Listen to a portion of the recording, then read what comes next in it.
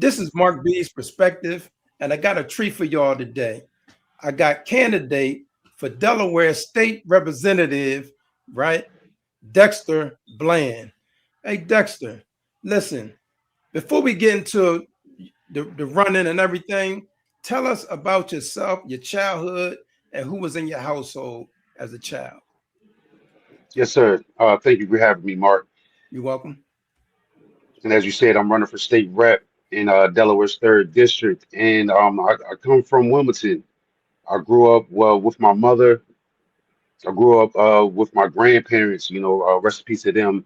But as a young person, growing up in Wilmington, I was very active. My mother kept me in camps, kept me in different types of activities. So I'm an outside kid. I was off the stoop playing all the sports I could play. Just having a great time, having a slice of life. It's different nowadays that we can't let our kids explore as much. But that was my childhood, exploring, going to different places, seeing different things, and just meeting new people. Very good, very good. You mentioned your grandparents, right? You said they're no longer with us. Yes, sir. Okay.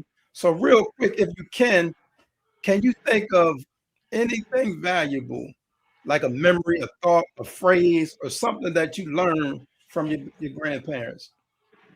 Absolutely. My grandmother was a teacher, so she was big on me learning and staying ahead of the curve.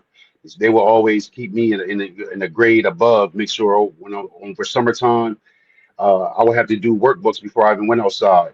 And my grandfather was a mason, so he was always using his hands, teaching us just how to be a man, how to maneuver.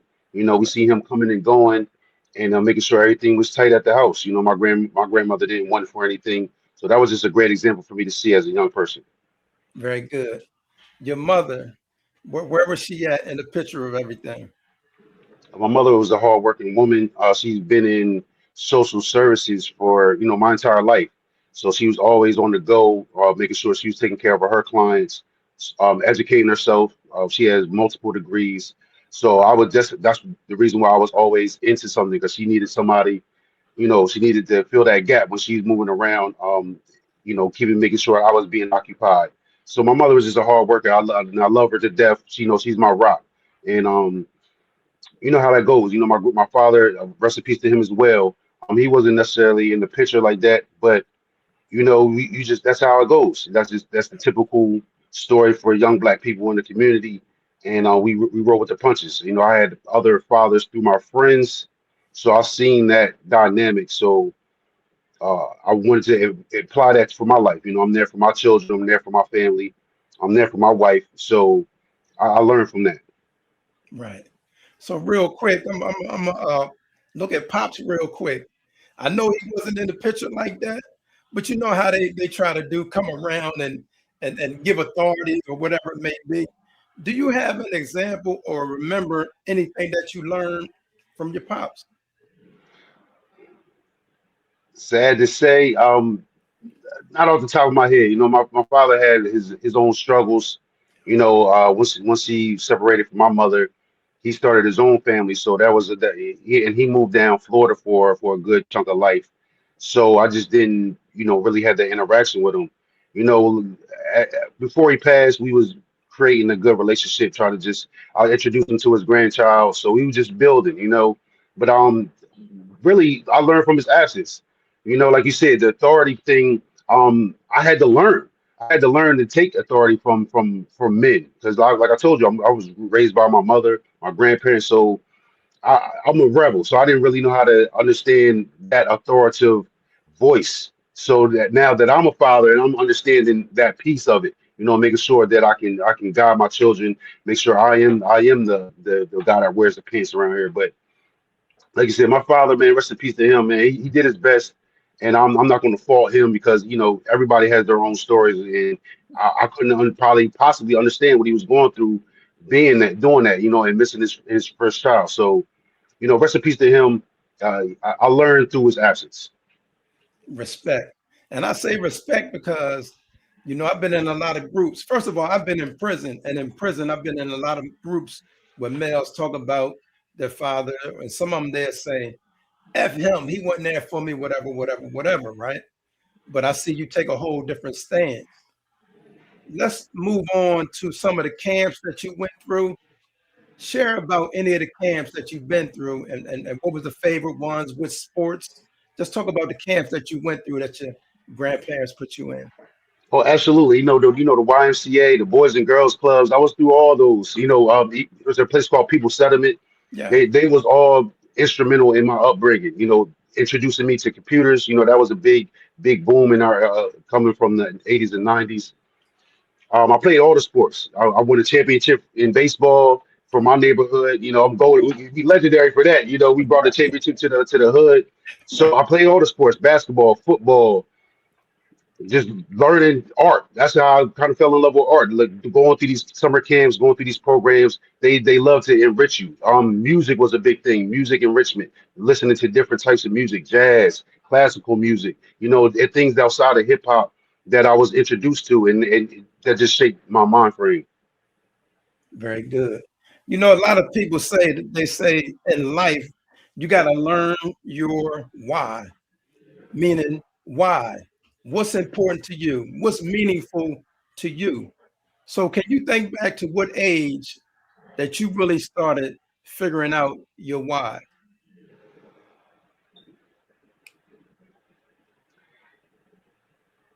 I think.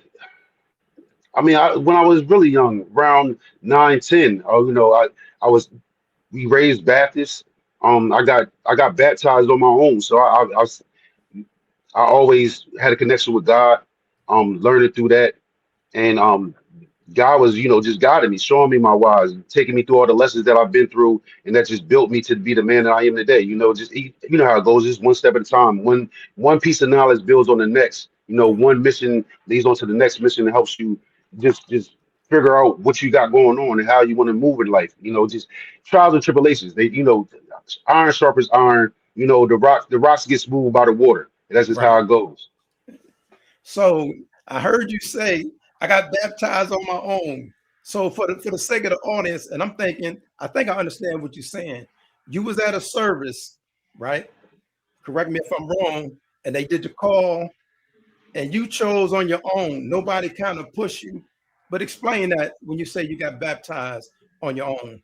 Yeah, you going through Sunday school. Like I said, I had coming up in the Baptist church, especially the old school Baptist church, being there on a regular basis, learning the word. I just was inspired. I felt that call, and as a young person, I was like, this is something I want to do.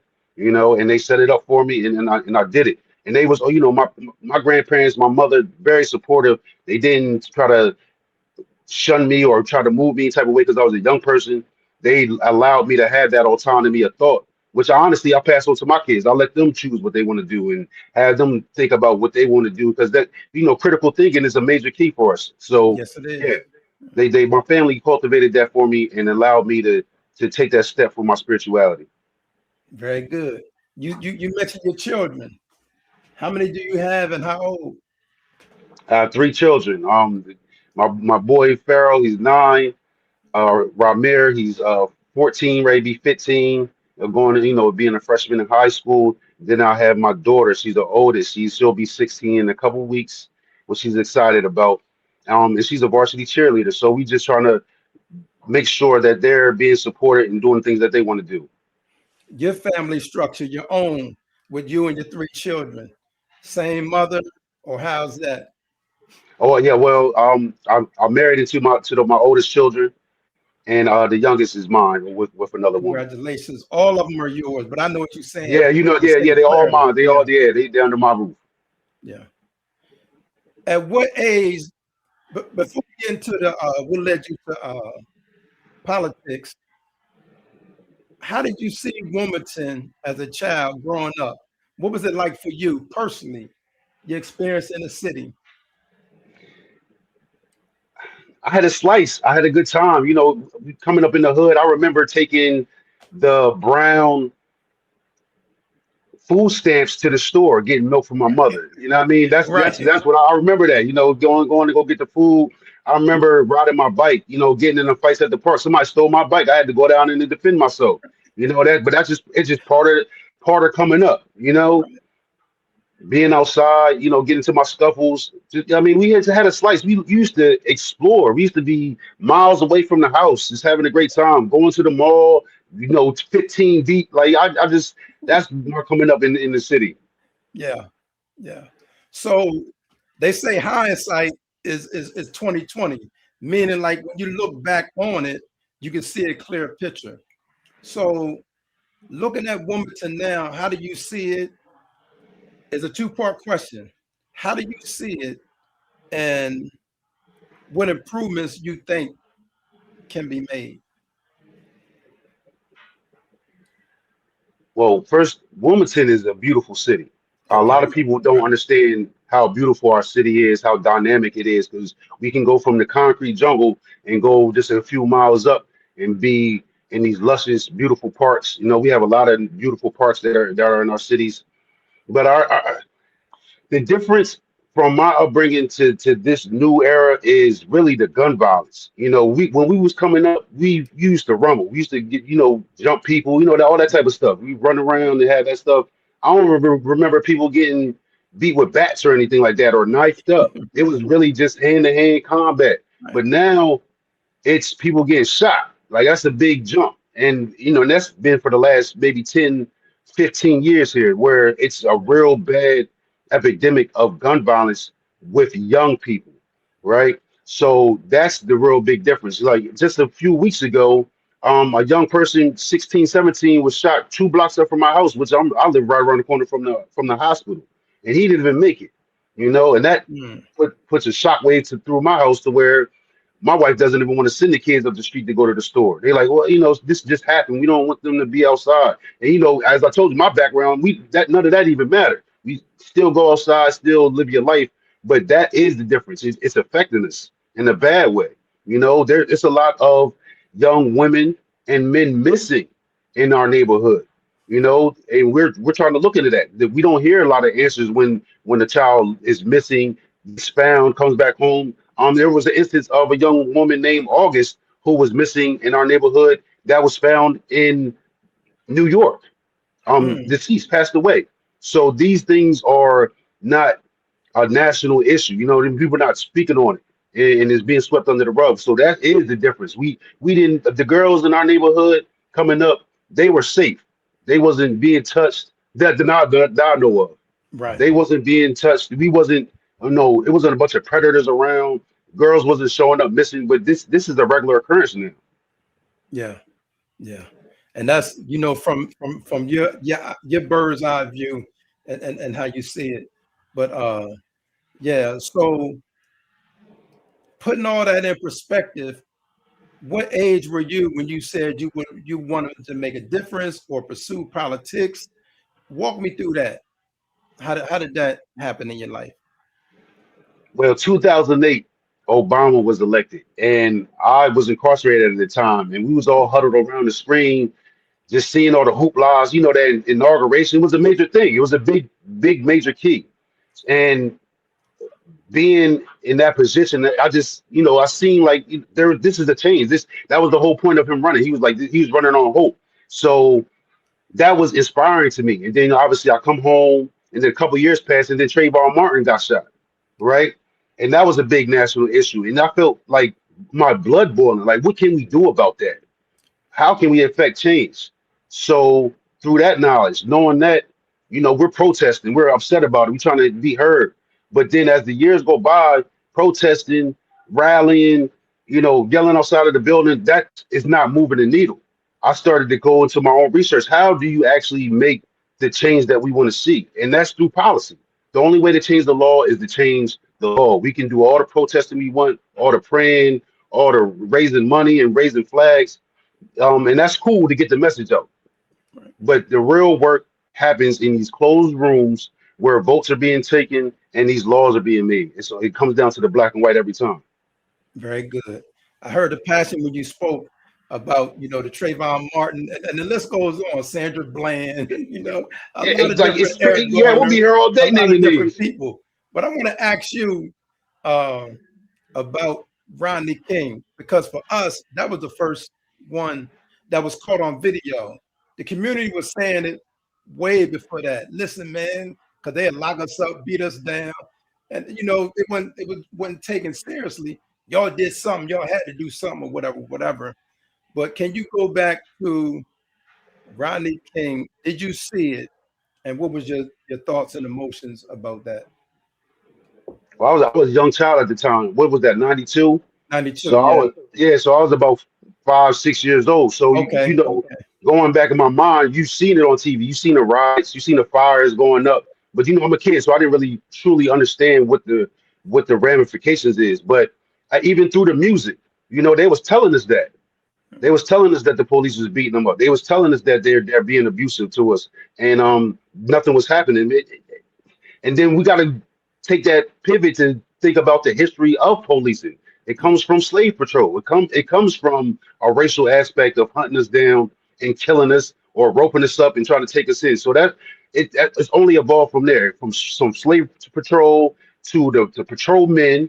Now the police are militarized and they're coming in treating us like the Call of Duty game. They hopping out the cars and they just gunning us down. So that's my perspective on it. We know that that was like a major social and pop culture thing. Because people try to use Rodney King as they put him in hip hop. They what I mean. White yeah, people try to make fun of yeah, it, and he was like, "Nah, that's somebody's real life. That's something that really right. happened."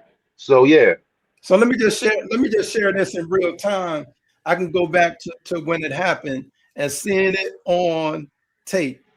It was a traffic stop. I think he was DUI, he was drunk or whatever, but some kind of way where the tape started, he's out of the car and he's on the ground.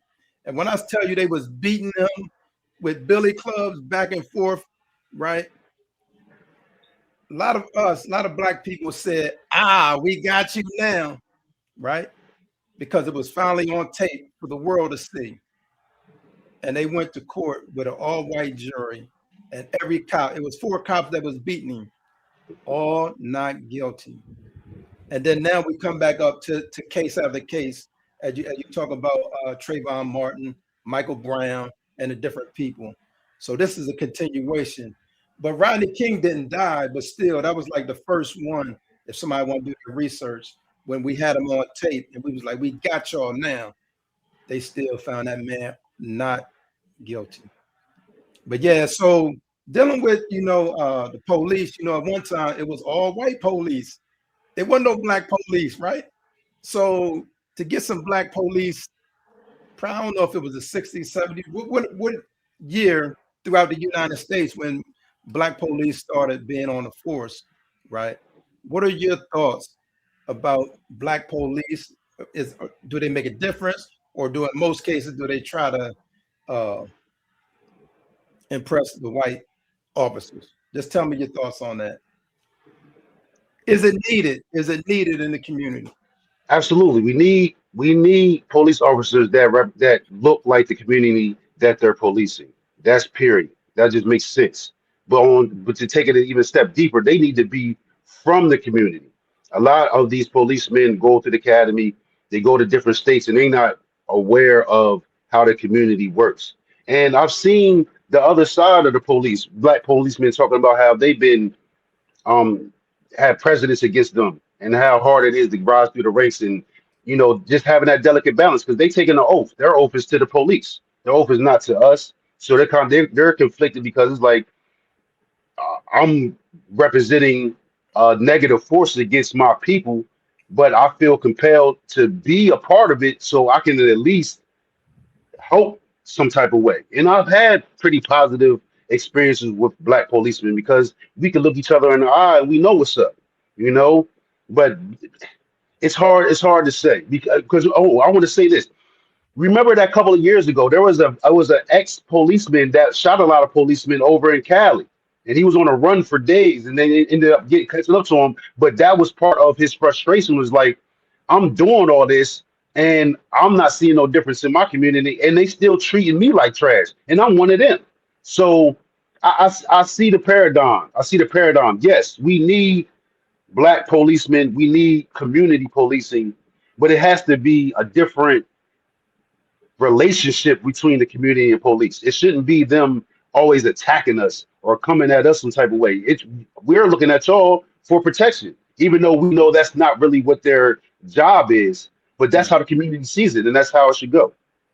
You mentioned community policing, and that's a national thing. Each city do it different. Some have like community events with the cops, and they have it in the park where the kids come. What kind of community policing are they doing in Wilmington, or do you see any? Whether Well, it's go ahead. yeah, well, they do have programs where the police are out in the community. They do community walks, and during the summer they have a rotation of policemen that are not usually on the beat. They get out the office. They get a chance to be outside, see the different communities, see the blocks. But a lot of people don't know that. They also have programs with the kids, and they take them on different trips and stuff like that, try to expose them to different things. Well, that's only a small percentage. People don't really know about that or see that. And I think the police should be doing better because in Delaware and in Wilmington, particularly, there's a lot of different police sectors. There's the Wilmington Police. There's Newcastle County Police. Then we got Ellesmere Police. Then they got Newport Police. And this is one city after the next. These are small towns, really. We drive through Ellesmere in 5 minutes. Right. So there's a lot of policing happening, but it's not. Every department does it different, and Yeah. we just need to be more cohesive on how we want to be interacting with the police and vice versa. Police need to come to us, come to our leaders. And I mean, I feel like they're doing better. As I've been doing this journey, going to different meetings, I'm seeing these black police officers. I know their names. Now I see their faces. And that's how you build. You just build the relationship. Very good. Very good. Are you comfortable, or are community leaders comfortable with inviting police to any of their events? They should. But we I mean, just I don't see. Mhm. because we just can't wait for them to come to us. Sometimes these community leaders, uh, would you think it would be a good idea for them to create events where they come in? Absolutely, Okay. absolutely. Because I want to hear from the police because it's a hard job. I mean, I don't want people to think that I'm just sympathizing with police and then I'm okay with them killing us. But No. that's the truth of the matter. It's Yeah. not an easy job. It's not for everybody, and it's stressful.